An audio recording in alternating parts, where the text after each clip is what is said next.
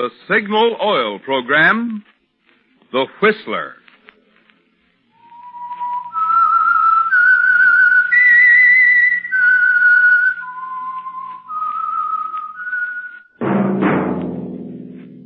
That whistle is your signal for the Signal Oil Program, The Whistler.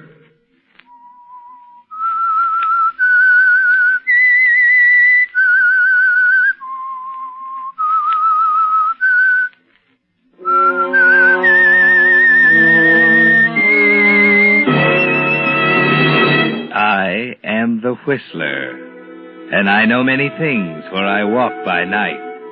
I know many strange tales hidden in the hearts of men and women who have stepped into the shadows. Yes, I know the nameless terrors of which they dare not speak.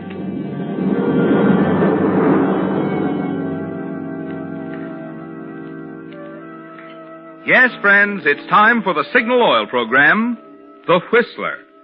Remember, let every traffic signal remind you, with Signal, new Signal gasoline, you do go farther than ever. Look for Signal's big yellow and black circle sign that identifies those popular Signal stations in 7 western states from Canada to Mexico. And now, the Whistler's strange story, Coincidence.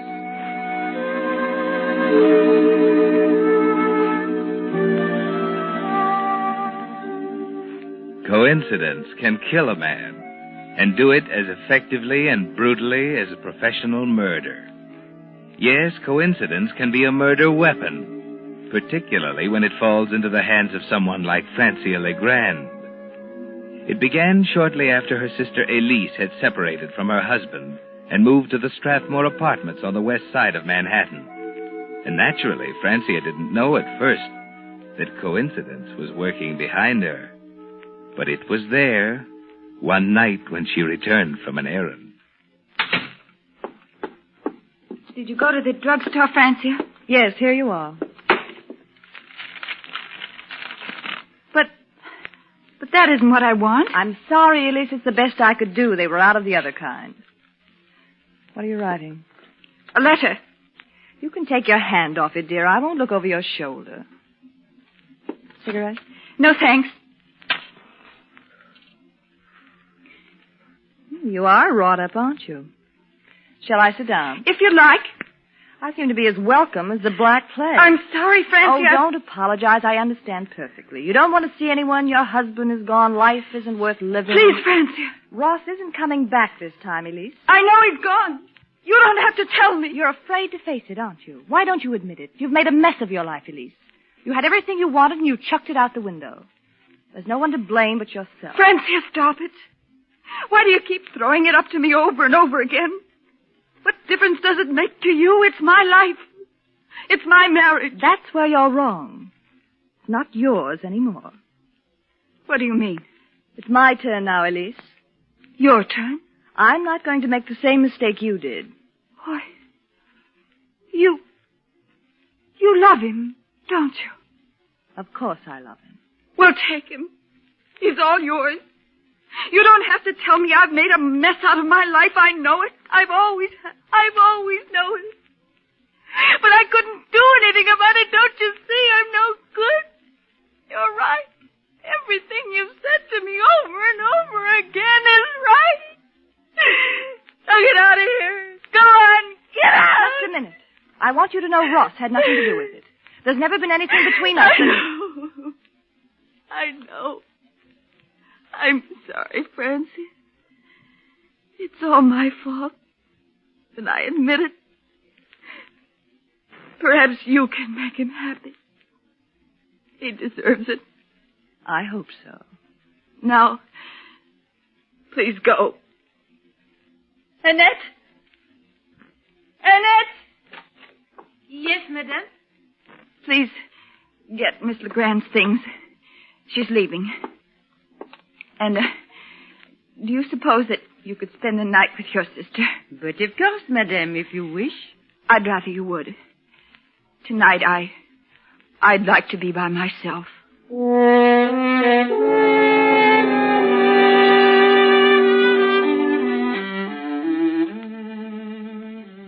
Well, Francia, she's defeated, isn't she?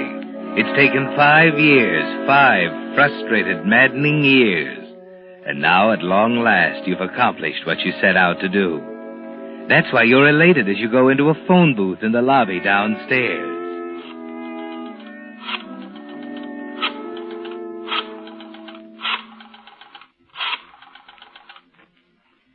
Hello, Ross. This is Francia. Ross, I've been up to see her. It's simply no use. I tried to patch it up. Well, I'd rather not discuss it over the phone. Suppose I pick you up at 79th and Madison in a half hour. Well, it's no use, Ross. She wouldn't listen.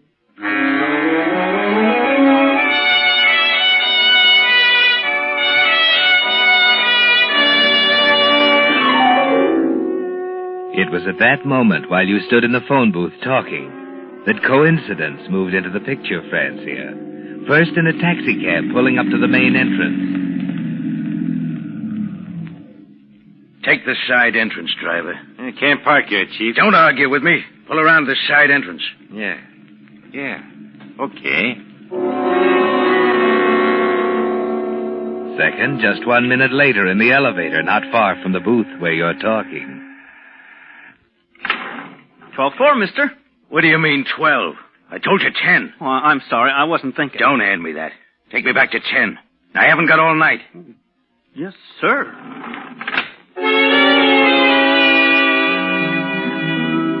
And third, at the entrance of apartment 1072, next door to your sister Elise. Joe! Hello, Marie. Are you crazy, Joe? What are you doing here? What's that detective doing at the main entrance? I don't know. You, wouldn't turn me in, would you? Know any more now, Marie? No, Joe. Joe, listen. Joe, please. You and I got some talking to do, honey.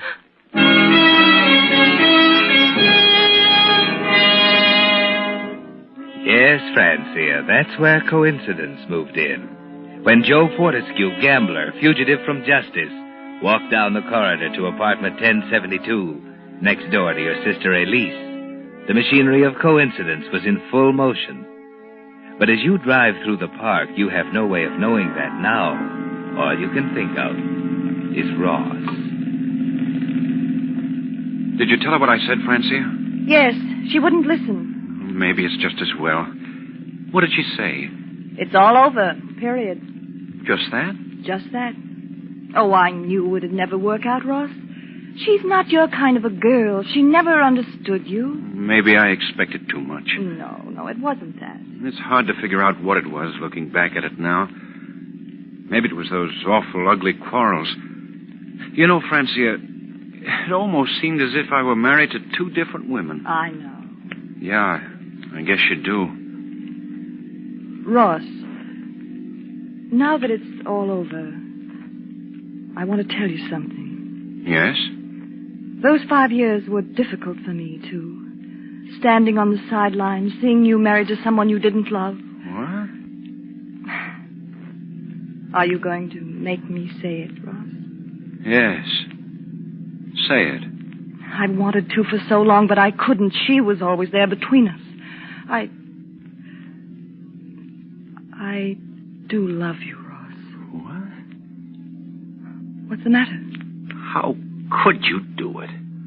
What do you mean? The pieces all fit together now. It makes sense for a change. Ross. You were always there beside her, weren't you? The pal, the faithful sister. Oh, you're wrong. I didn't... Don't lie to me.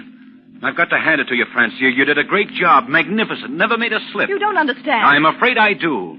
She was 2 people, wasn't she? She was herself, and she was what you made her, with your vicious, insinuating remarks. I only hope I can put the pieces together again. Let me out. I have an important phone call to make. In the middle of the park? I don't care where we are. Pull over, will you? Oh, Ross, aren't you going to let me explain? You've explained enough. It wasn't only a stab in the back, sweetheart. It was an insult. I'd have to be pretty desperate before I'd fall in love with you. I could kill you.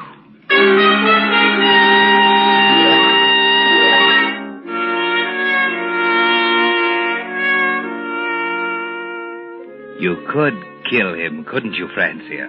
5 years of careful, deadly planning gone for nothing. It was an insult, he said. If he weren't so bitter, he would have laughed at you. You drive through the park thinking, it's all over, isn't it? You've driven them together this time, done them a favor. Elise would never believe you this time. Or would she? You decide to take a chance and turn your car toward the Strathmore apartments again. Elise is probably still up, finishing her correspondence. This time, there's no other way, Ross, dear. Killing oneself is wrong, I know. I only hope you'll try to understand. Goodbye, darling. Elise.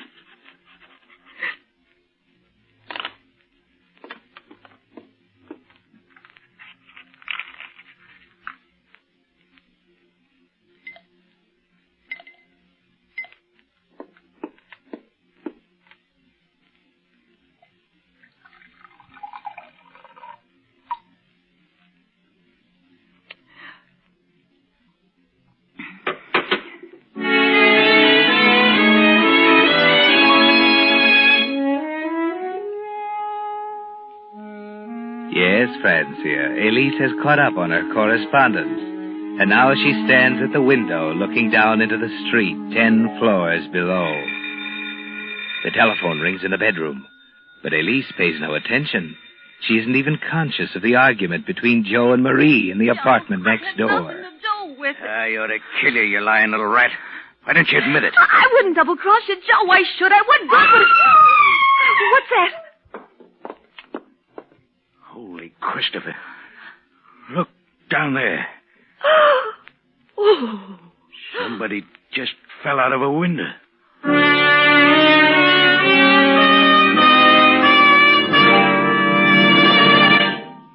Signal. New Signal gasoline. With the prologue of tonight's story, Coincidence, the Signal Oil Company brings you another of the strange tales by the Whistler. If you drive a car, this timely warning from the National Safety Council is for you. During 1 year, 97,800 persons were killed right here in America in accidents. Of the deaths caused by autos, 1 out of 5 occurred when roads were wet or slippery. 1 out of 5 when drivers' vision was obscured. Fortunately, precautions can be taken to help prevent these two types of accidents. For instance, tires that are worn smooth tend to skid more readily. But a deep, heavy retread job, the kind Signal gasoline dealers are prepared to give your tires, will restore their grip on the road, help you stop more quickly. And if a worn windshield wiper is leaving streaks across your vision, Signal gasoline dealers will install a fine new Rainmaster blade while you wait. So have your tire tread and your windshield wiper checked the next time you're at your neighborhood Signal gasoline dealers. You'll feel a lot better, knowing your car is prepared for the wet weather driving ahead. And it may help save a life. Possibly your own. And now, back to the Whistler.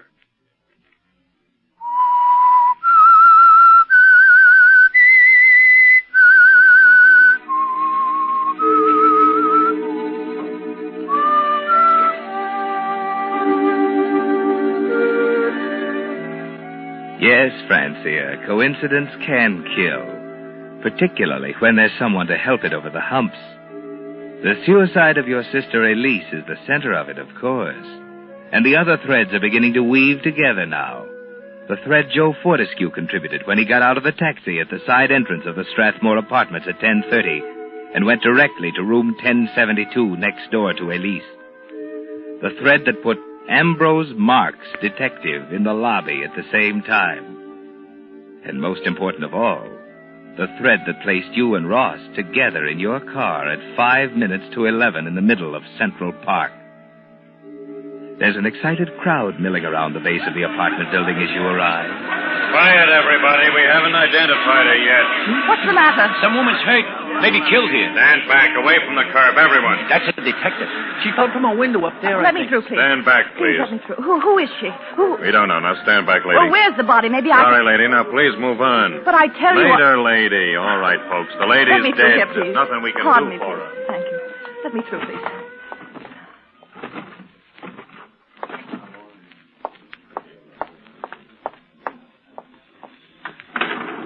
Going up? Yes. What floor, ma'am? 10, please. Right. Have they found out who she is yet? No. Great guy, Detective Marks. Ain't even figured out what floor she jumped from yet. Or was thrown from. What do you mean, thrown? I got my own ideas. A guy came up here a while ago who looked like he was ready to put the fix on somebody. All bundled up with a scarf over his face. You mean it was murder? What else? Oh, what was that floor again? 10. Funny. That's where he got off, too.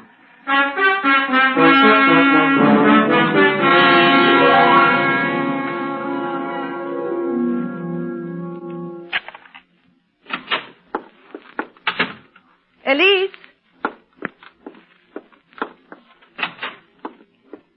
Elise, are you in here? Lights, where's that switch? Oh, yes. Well, here's her medicine.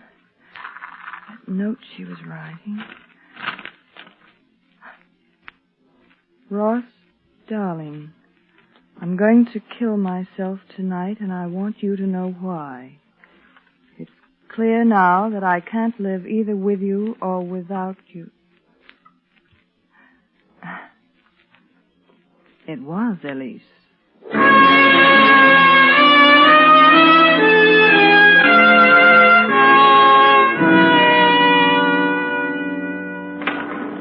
Going down. Main floor? Yes. I was right, you know. About what? The guy in the tan coat. Wasn't I just talking to you? Oh, yes. You mean the man who was angry? Yeah, the guy in the tan coat and the muffler. Dame on the ninth floor's really got the goods on him. Heard him and the girl fighting upstairs right over her apartment. 2 minutes later, boom, she's on the pavement. Here you are. Main floor. Just a minute. Going up. 10, please. Oh, Hey, what's the matter? Where are you going? be right back. Hello, Ross. Oh, it's you. On your way up to get your nickel's worth? I've been up. She isn't there. Well, I'll go up and wait. And by the way, you might as well go. I want to see her alone. Naturally. Any objections? No. Well, that's mighty decent of you. Say, what's the matter? Why are all these people in the lobby? And where did that boy go? He's over there with the police lieutenant. Police? Well, what are they doing There he here? is, Chief, in my elevator. That's the guy. Are you sure? Positive. That's the guy in the tan coat.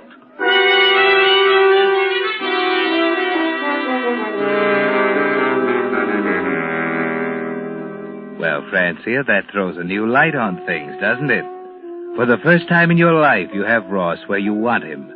And you smile to yourself, thinking of the suicide note, tucked away in your purse. You could clear him in a second, couldn't you, Francia, if you wanted to? But you'd rather watch him squirm, stammering answers to Detective Marks' sharp questions, trying to fight his way out of a tangled mass of circumstantial evidence, piling up around him after you've both identified the body. All right, Mr. Mansfield. The taxi driver and the elevator boy have both identified you positively as the man in the tan coat who got off at the 10th floor shortly before your wife's death. The lady in the apartment downstairs says it was your voice she heard in the apartment overhead. Listen, Lieutenant, I tell you there's something wrong somewhere. Miss LeGrand, isn't it true that Mr. and Mrs. Mansfield had several serious quarrels during the past month? Well, Oh, Ross, what'll I say? I'm asking you, Miss LeGrand. I'd rather not answer. Oh, you'd rather not answer. You know how that sounds, don't you? All right, it's true. We hadn't been getting along. But that has nothing to do with tonight. All right, Mansfield. We don't seem to be getting anywhere. I'll ask you to be available to the DA's office on 15 minutes' notice until the inquest is held. That clear? Very well, Mr. Marks.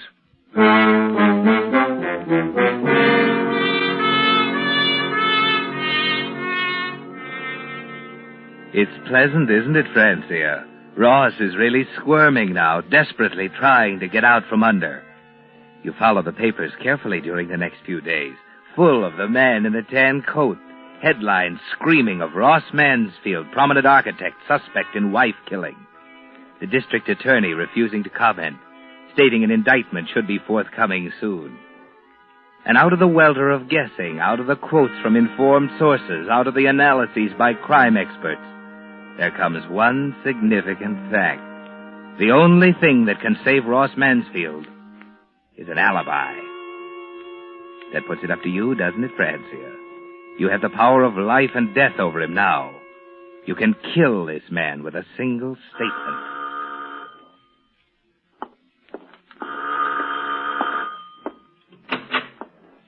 Hello, Ross. What are you doing here? It's rather important, or I wouldn't have come. All right. Have you, decided what you're going to say at the inquest tomorrow? Of course. There's nothing to worry about, Francia. All we have to do is tell the truth. Ross, do you still feel the same about me? How can you talk like that? Well, I'm only asking you. Skip it, will you? You don't have to jump at me. Francia, she was my wife. I loved her. She's dead. Does that mean anything to you? No, it doesn't, does it? It ought to, though. It ought to be on your conscience as long as you live. What are you talking about? They're right. She didn't kill herself. You murdered her. Just the same as if you'd shot her with a gun. That's where you're wrong. You killed her, Ross. Or, haven't you read the papers? Well, don't say anything. I'm going. See you tomorrow at the inquest.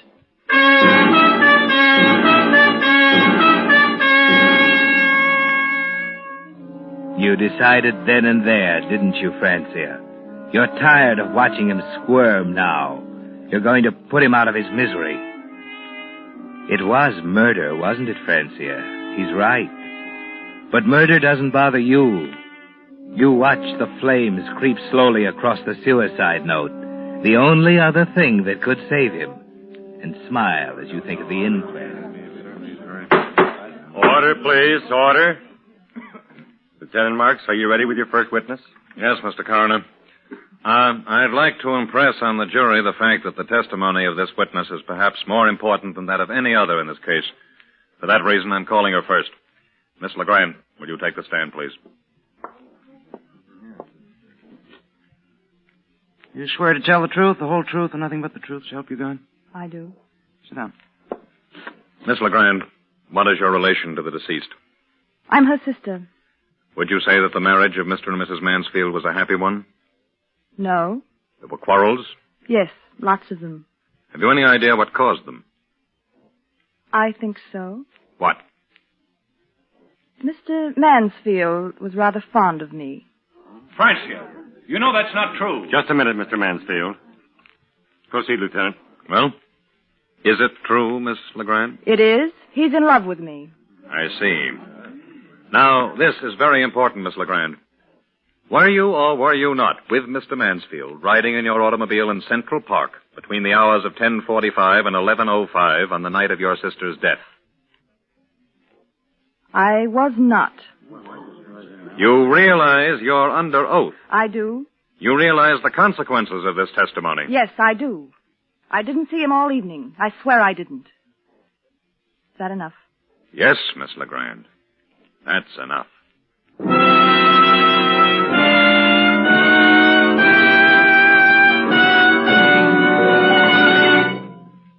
The Whistler will return in just a moment with a strange ending to tonight's story.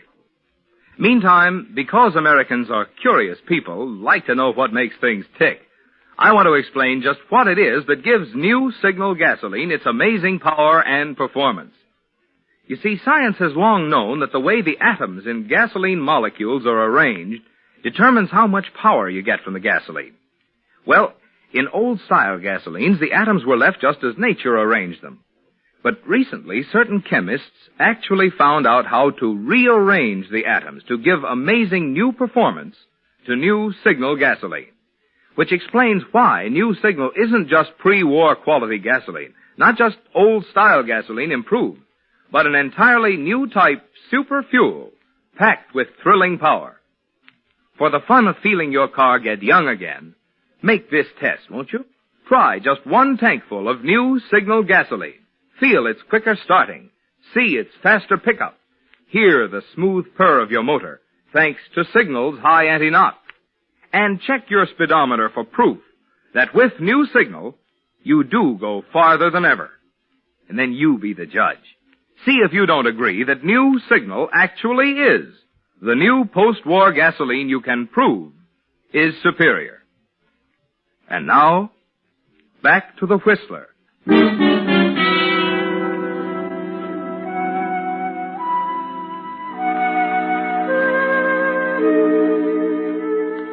Yes, Francia, coincidence can kill a man, particularly if mixed up in it somewhere, there's a mind full of hatred to fill in the gaps. The case is complete, even though the inquest is hardly underway. They were right, Francia. Everything depended on your testimony on the alibi. Just a minute, Miss Legrand. I'm not finished. If you weren't with Mansfield, where were you? I was out for a drive. Alone? Yes? Anyone see you? No? That's a pretty weak alibi. Alibi? See here, I'm not under suspicion. That's where you're wrong. Exhibit A, please.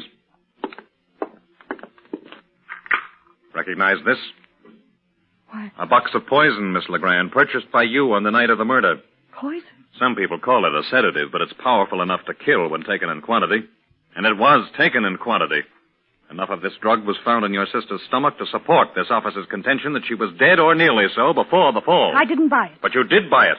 I intend to call the druggist to the stand to prove it. She sent me for it. I never saw it after I brought it to her. Then how does it happen that your fingerprints are on the metal box? Why, the box was on the note. Yes, that's it. She used the box for a paperweight to hold the note down. What note? The suicide note. I burned it. Oh, there was a suicide note and you burned it. Why? I don't know. I see.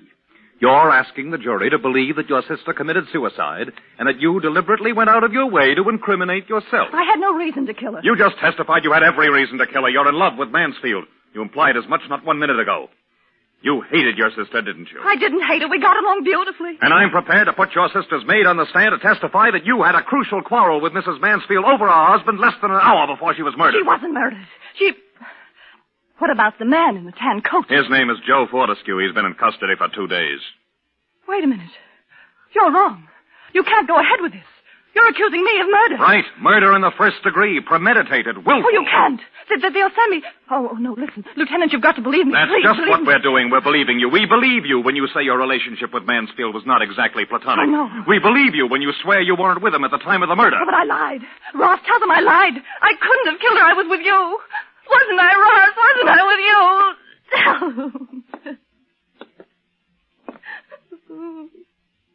Do you have anything to say, Mansfield? Lieutenant, Well? All right, Lieutenant. I was with her. There, you see, that proves it. I couldn't have killed her. It does prove something. What do you mean? It proves he loves you. As far as the murder goes, you're going to have to convince a jury. And believe me, it's going to take a lot of convincing.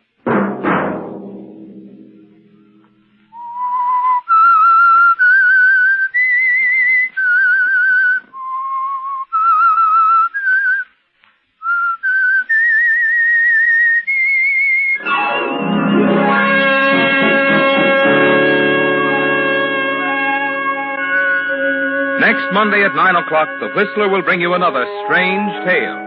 The Whistler is broadcast for your entertainment by the marketers of Signal gasoline and motor oil and fine quality automotive accessories, and by your neighborhood Signal dealer.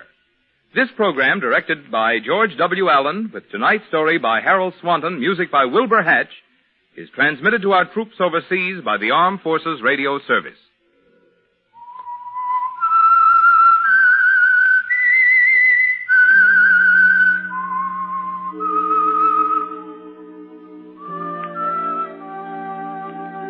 That whistle is your signal for the Signal Oil program, The Whistler.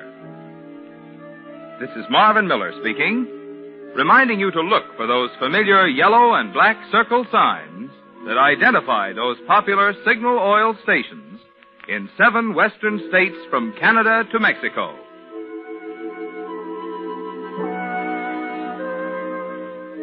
This is CBS, the Columbia Broadcasting System.